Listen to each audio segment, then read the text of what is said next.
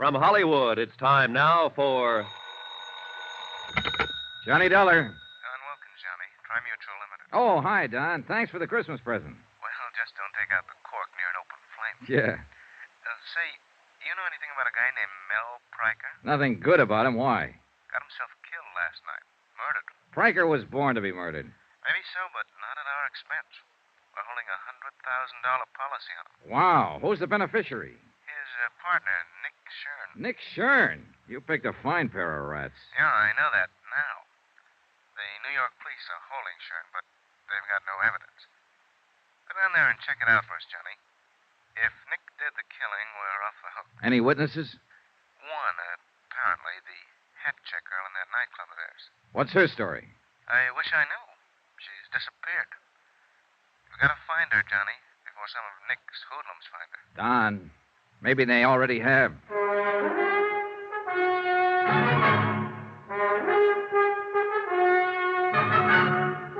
Tonight and every weekday night, Bob Bailey in the transcribed adventures of the man with the action-packed expense account, America's fabulous freelance insurance investigator. Yours truly, Johnny Dollar.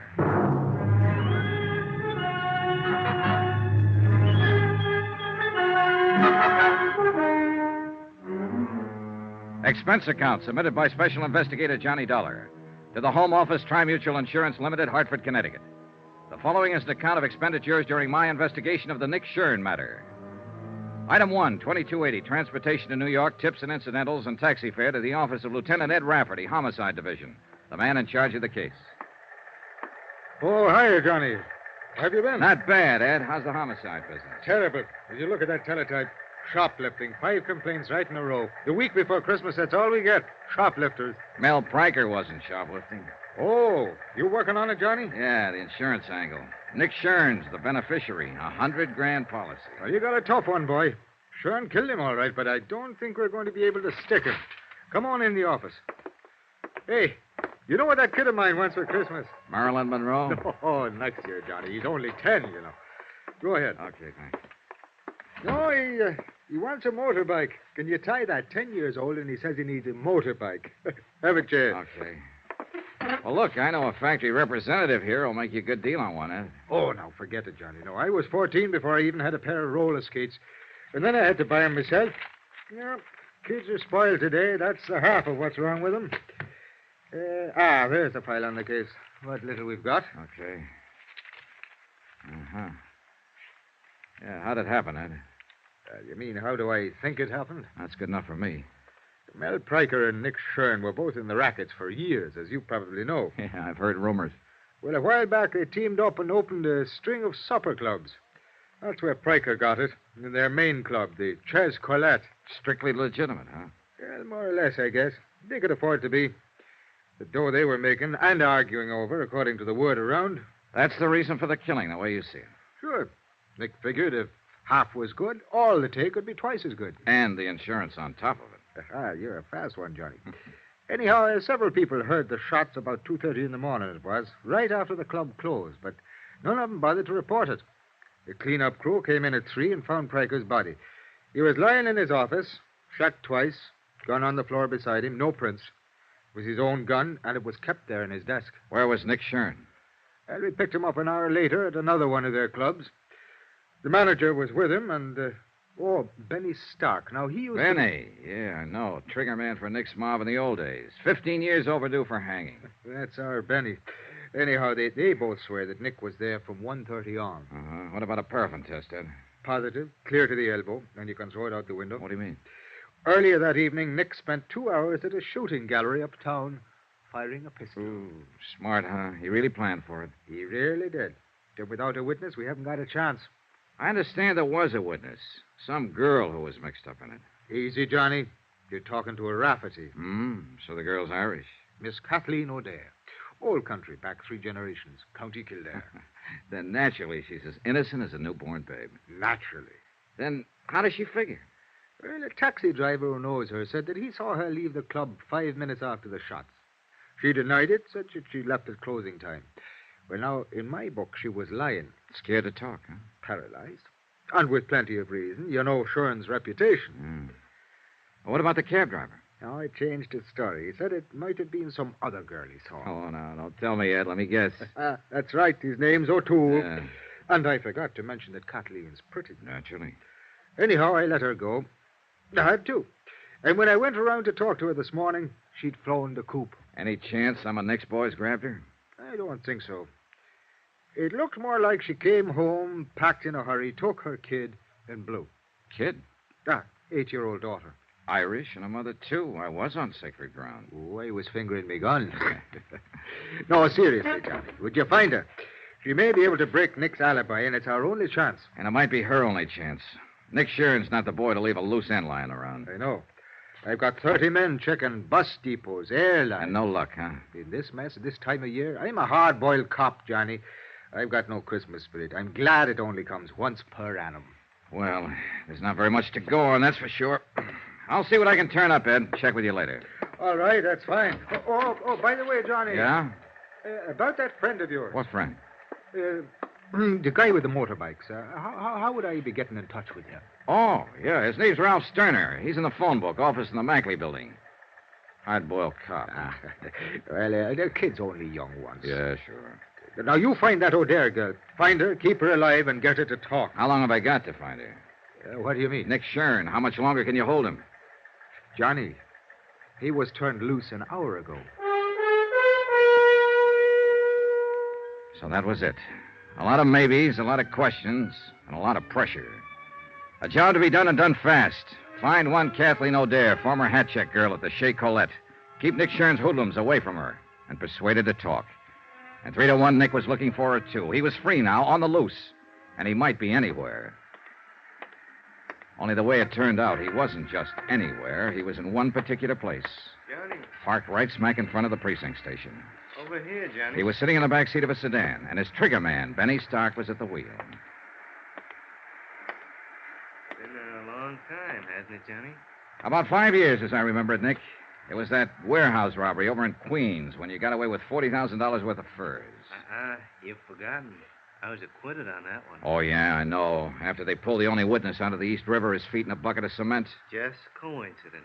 I never seen him before. You've seen Miss O'Dare before. Sure I have. She works for me. She's a good kid, Johnny. So I hear. I wouldn't harm a hair on that girl's head. She'll be relieved when I tell her that. Get in. I want to talk to you. No. Sorry, Nick. I like it fine just the way it is. In the car, I'd be outnumbered. You got me all wrong, Johnny. I don't play that way anymore. What about Benny? Has he reformed, too? Well, if that's what... Benny, go take a walk. Yeah, boss, but... I said go take a walk. Okay.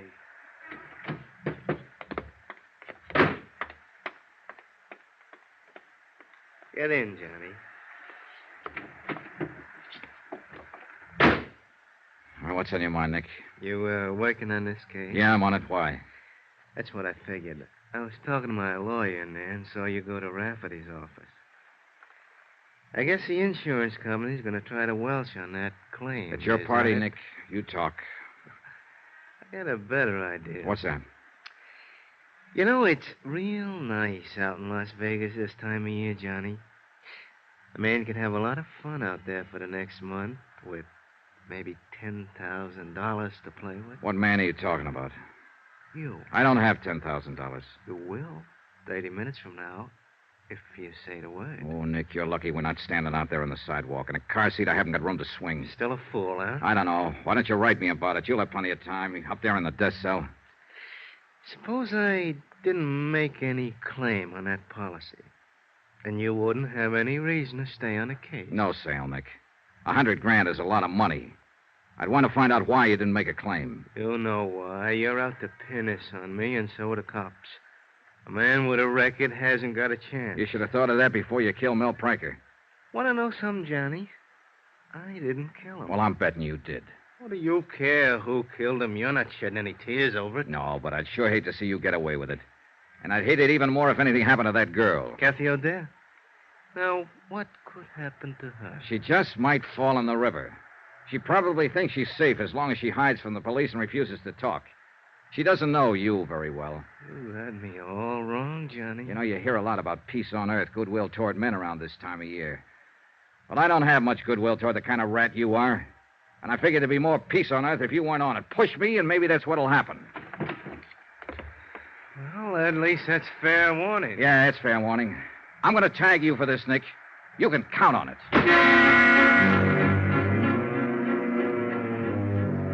Expense account item 2, $2.40. Taxi to the East Side rooming house of Kathy O'Dare. I didn't have much hope of turning up anything. Ed Rafferty and his men had already been through the place inch by inch. But it was the only starting point I had. The landlady was out, and a uniformed policeman led me into Kathy's flat. I spent an hour and a half and got nowhere. I went through her mail, bills, advertisements, casual notes from men she'd met at the club. But nothing personal, not even a postcard. There were no pictures, photographs of Kathy or her daughter anywhere in the flat.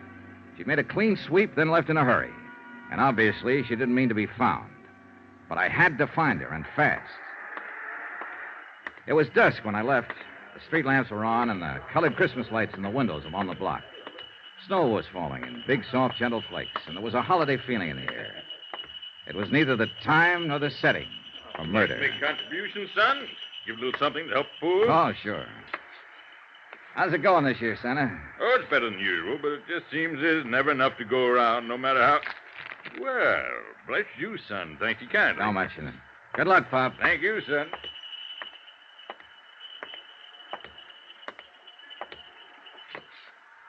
Well, the city ought to clean the streets better. I've been waiting for you. Sorry, Benny. It's not my day for punks. Got some friends want to talk to you. Start walking, Johnny, down the alley. It's dark down there. Start walking. This ain't just my hand in my pocket. It better be, Benny, with 2 cops standing up there on the porch watching. What are you talking about? There ain't no cops. I smashed him in the mouth and knocked him flat. Followed it up and kicked his gun in. All right. Got it.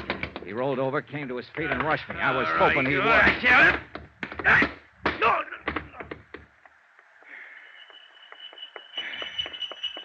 He have that coming, son? He had it coming. Well, he sure did get it. Yeah. Hey, you know something, Pop? I think Benny wants to make a contribution to help the poor. Well, he ain't saying no. Oh, he's a good boy, at the moment at least. Here you go. That ought to help some. 3, 4, $500. Put it where it'll do the most good. Well, Merry Christmas, son. Happy New Year. Yeah, same to you, Pop, and many more of them. Hey, taxi!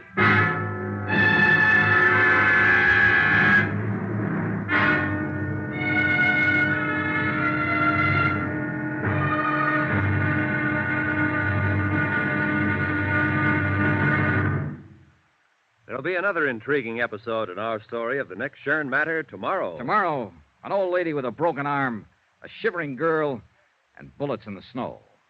Join us, won't you? Yours truly, Johnny Dollar.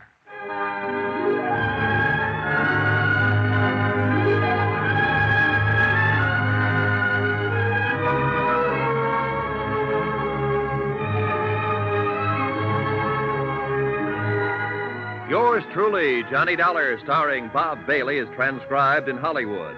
Written by Les Crutchfield, it is produced and directed by Jack Johnstone. Be sure to join us tomorrow night, same time and station, for the next exciting episode of Yours truly, Johnny Dollar. This is Roy Rowan speaking.